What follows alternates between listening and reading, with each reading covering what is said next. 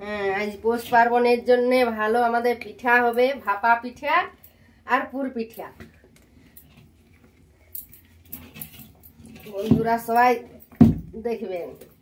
গুঁড়ি দিলাম 3 ঘটি জল, আর গুঁড়ি দিয়ে করে ঘেঁটে নামিয়ে দেব। আর কমেন্ট করে জানাবেন আপনারা কি কি পিঠে করছেন আজকে।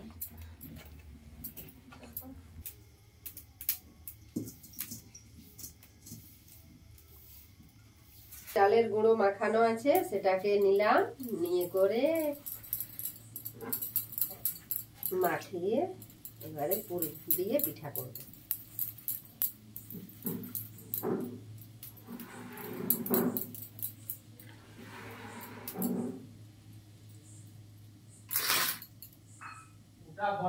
প্রথমে যখন এটা বানা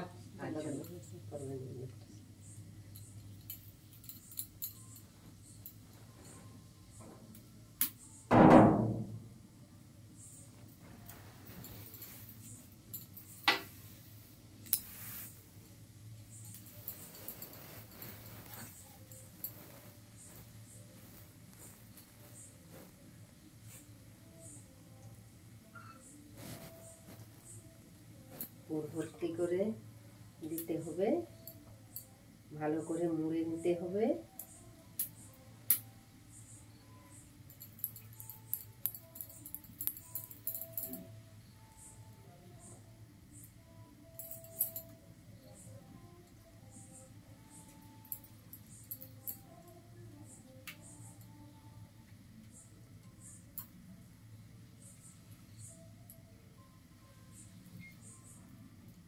জল বসানো হয়েছে, জল ফুটছে।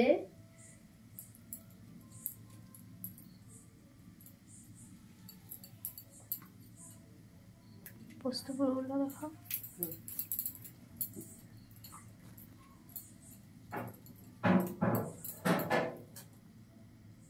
পোস্ত পুর দিলাম, মুড়ে নিলাম।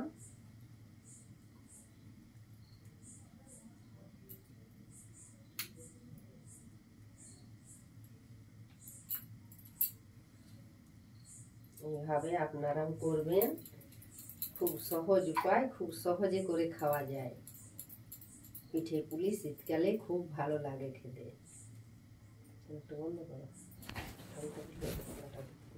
আমার পিঠে বানানো হয়ে গেছে, এই যে দেখুন বন্ধুরা, এক থালা হয়ে গেছে। সাদা ধবধবে লাগছে, সাদা ধবধবে পিঠে তৈরি হয়ে গেছে। এবারে কড়াতে জল করে জল টকবক করে ফুটছে, জলে ছেড়ে দিলাম পিঠে। এবারে ভেসে উঠলে তুলে নেব।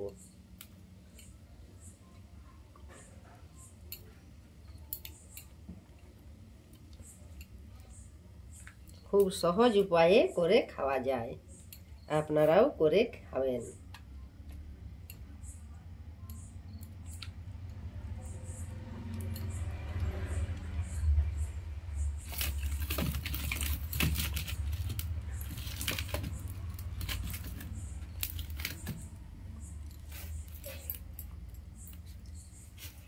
সব পিঠা ভেসে উঠেছে। এরকম পিঠা ভেসে উঠলে বোঝা যায় যে সব পিঠা হয়ে গেছে। এবারে আমি তুলে নেব।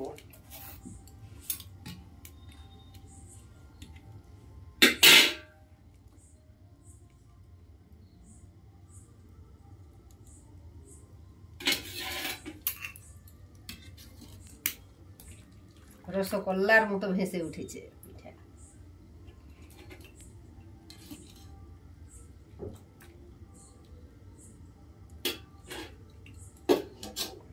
আবার দেখো কতগুলো পিঠা হয়ে গেছে।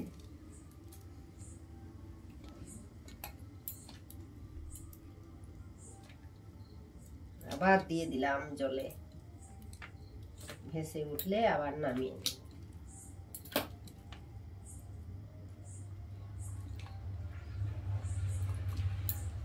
এইভাবে বাড়িতে করে আপনারা খেতে পারেন।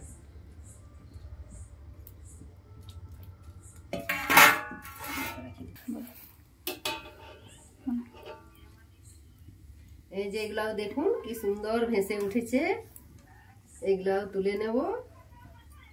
তারপরে আজের মতো রেসিপি এটাই শেষ, পিঠার রেসিপি।